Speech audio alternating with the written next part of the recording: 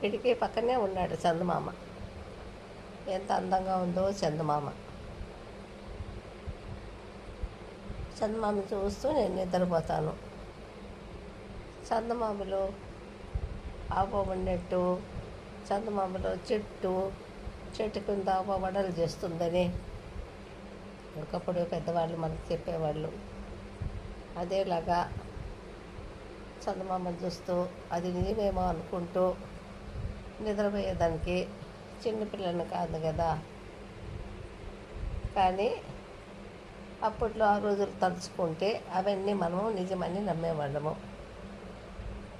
ఈ చందమామ వెళ్ళిపోయేటప్పుడు తర్వాత అది ఎప్పుడు వస్తుందని ఎదురు చూసేవాళ్ళము. తప్పదు,